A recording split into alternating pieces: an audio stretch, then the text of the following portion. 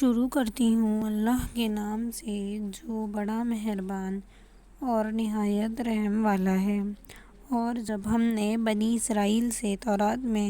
یہ عہد لیا کہ تم اللہ کے سوا کسی کی عبادت نہ کرو اور اپنے ماں باپ کے ساتھ نیک سلوک کیا کرو اور اپنے رشتہ داروں اور یتیم اور محتاجوں کے ساتھ بھی نرمی اور محبت کا برتاؤ کیا کرو اور عام لوگوں سے بھی اچھے اخلاق سے بات چیت کیا کرو اور نماز کی پابندی کیا کرو اور زکوٰۃ بھی ادا کیا کرو،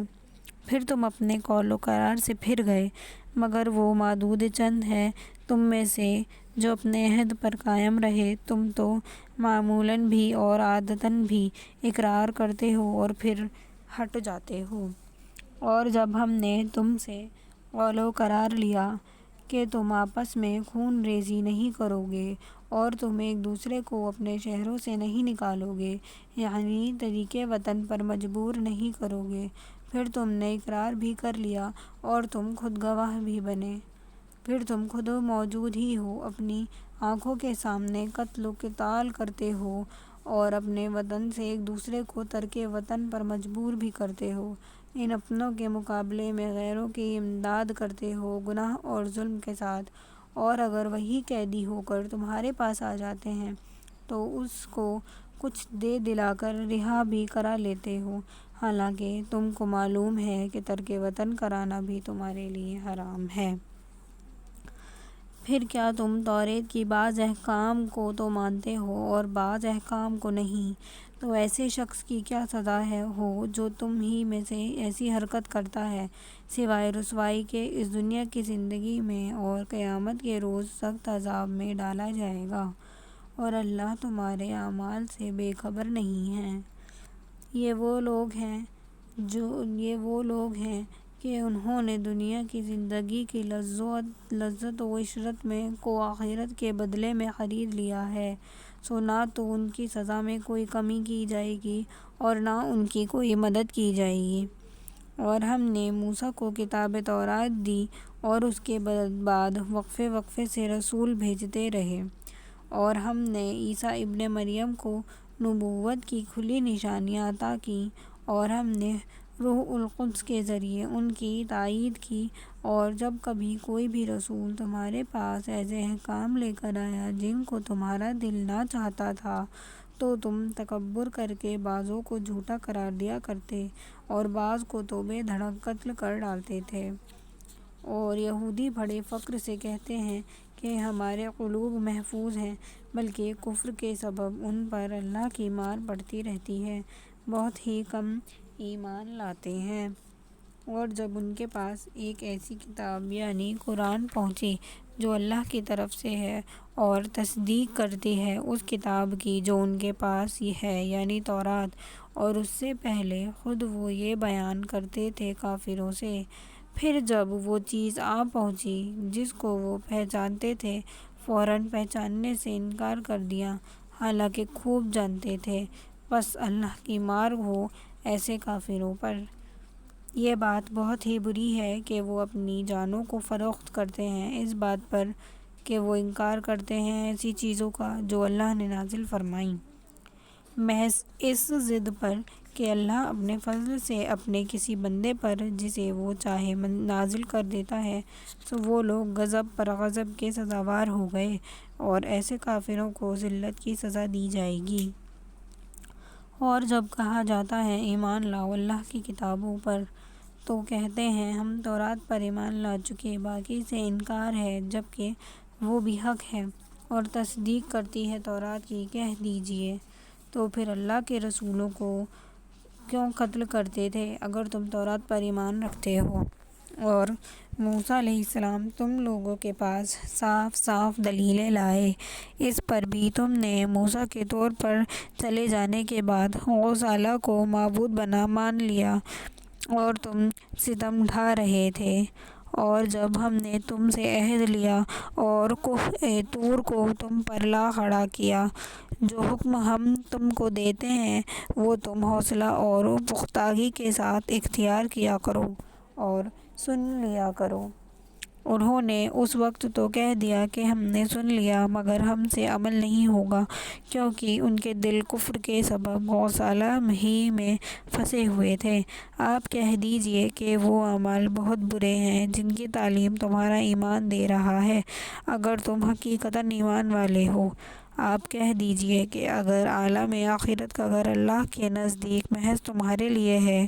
دوسروں کے لیے نہیں ہے، تو ذرا موت کی تمنا تو کر کے دکھاؤ اگر تم واقعی سچے ہو۔ اور وہ ہرگز موت کی تمنا نہیں کریں گے، کیونکہ ان کے ہاتھ کفر کے کاموں میں رنگے ہوئے ہیں، اور اللہ کو ان ظالموں کی تمام باتیں خوب معلوم ہیں۔ اور آپ ان لوگوں کو اس زندگی پر عام لوگوں سے زیادہ حرص کرنے والے پائیں گے، اور شرک کرنے والوں سے بھی زیادہ۔ ان میں سے ہر شخص یہ چاہتا ہے کہ اس کی عمر 1000 سال ہو جائے، اور یہ بات کہ عمر میں چند سال بڑھ جائیں تو وہ سال عذاب سے تو نہیں بچا سکتے، اور اللہ تو ان کے سارے اعمال خوب دیکھ رہا ہے۔ کہہ دیجئے کون ہے جو جبرائیل سے دشمنی رکھ کے وہی تو قرآن کو آپ کے دل تک اتارتا ہے اللہ کے حکم سے۔ وہ اللہ کی ساری کتابوں کی تصدیق کرتا ہے، رہنمائی کرتا ہے، خوشخبری دیتا ہے مومنوں کو۔ جو اللہ کا دشمن ہو، اس کے فرشتوں کا دشمن ہو، اس کے رسولوں کا دشمن ہو، جبرائیل اور میکائیل کا دشمن ہو، تو ایسے کافروں کا بھی اللہ دشمن ہے۔ اور ہم نے تو آپ کے پاس بہت ہی واضح دلیلیں نازل کی ہیں،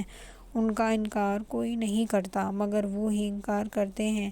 جو نافرمان ہیں۔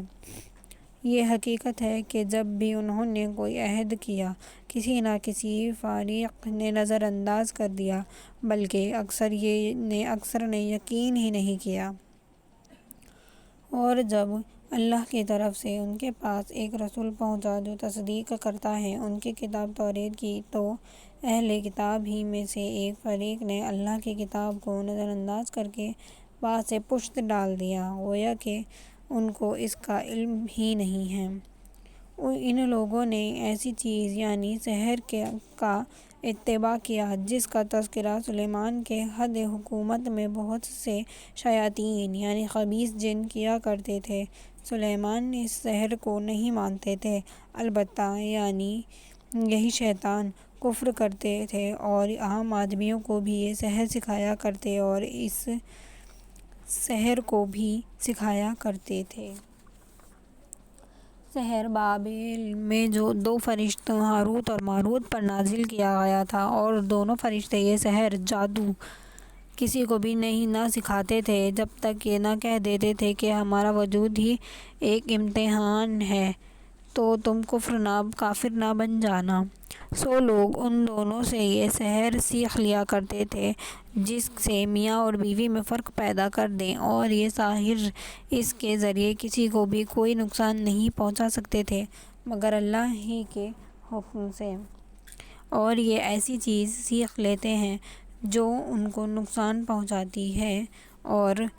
نفع کوئی نہیں ہوتا، اور یہود بھی جانتے ہیں کہ جو شخص اس سحر کو اختیار کرے گا اس کے لیے آخرت میں کوئی حصہ نہیں ہے، اور بے شک یہ بری چیز ہے کہ اس سحر کے لیے اپنی جان دے دیتے ہیں۔ کاش یہ اپنی عقل سے جان جاتے، اور اگر وہ ایمان لاتے اور اللہ سے ڈرتے تو اللہ کے یہاں معاوضہ زیادہ اچھا ہوتا۔ سحر تو کفر ہی کفر ہے، کاش یہ جانتے اور عقل سے سوچتے۔ اے مومنو، اپنے نبی سے لفظ رائنا نہ کہا کرو، انظرنا کہا کرو، اور اچھی طرح سن لو، اور کافرین کے لیے تو بڑا دردناک عذاب ہے۔ کافر اہل کتاب یا مشرک یہ پسند نہیں کرتے کہ آپ پر اپنے رب کی طرف سے کوئی خیر و برکت نازل ہو، اور اللہ تو جسے چاہتا ہے اس کو اپنی خاص رحمتوں اور نعمتوں سے نوازتا ہے، اور اللہ تو ہے ہی بڑے فضل والا، بڑا رحم کرنے والا اور بڑا کرم کرنے والا۔ ہم جو آیات منسوخ کر دیتے ہیں یا فراموش کر دیتے ہیں تو ہم اس سے بہتر یا ویسی ہی دوسری آیت نازل کر دیتے ہیں۔ کیا تم نہیں جانتے کہ اللہ ہر چیز پر قدرت رکھتا ہے؟ کیا تم نہیں جانتے ہو کہ اللہ ہی کی ہے بادشاہت تمام آسمانوں اور زمینوں کی، اور اللہ کے سوا نہ تو تمہارا کوئی دوست ہے اور نہ مددگار؟ کیا تم یہ ارادہ رکھتے ہو کہ اپنے نبی سے ایسے سوال کرو جیسے پہلے موسیٰ سے کیے جا چکے ہیں؟ اور جس نے اپنے ایمان کے بدلے کفر کیا وہ تو سیدھے راستے سے ہی گمراہ ہو گیا۔ بہت سے اہل کتاب پسند کرتے ہیں کہ وہ تم کو تمہارے ایمان لانے کے بعد بھی پھر کفر کی طرف لوٹا دیں۔ یہ محض اس لیے ہے کہ ان کے دلوں میں کینہ اور حسد کی آگ بھڑک رہی ہے۔ یہ اس کے بعد ہے جب کہ حق ان پر ظاہر ہو چکا ہے تو تم معاف کر دو اور درگزر کرو یہاں تک کہ اللہ اپنا حکم نازل کرتے۔ بلا شبہ اللہ ہر چیز پر قدرت رکھتا ہے۔ اور نماز پوری پابندی سے برابر ادا کرتے رہو اور زکوٰۃ دیتے رہو، اور جو نیکی اپنے لیے کر چکے ہوگے وہ تم اللہ کے ہاں پاؤ گے۔ بلا شبہ اللہ تمہارے اعمال خوب دیکھ رہا ہے۔ اور یہودی اور عیسائی کہتے ہیں کہ ہمارے سوا کوئی جنت میں نہیں جائے گا، یہ ان کے باطل خیالات ہیں۔ آپ کہہ دیجئے کہ اگر تم سچے ہو تو کوئی دلیل یا سند پیش کرو۔ ہاں یہ حقیقت ہے، جو اللہ کے سامنے جھکے گا اور وہ مخلص بھی ہو اس کے لیے اپنے رب کے پاس اس کا بدلہ ہے۔ ان کے لیے نہ کوئی خوف ہوگا اور نہ غم و رنج۔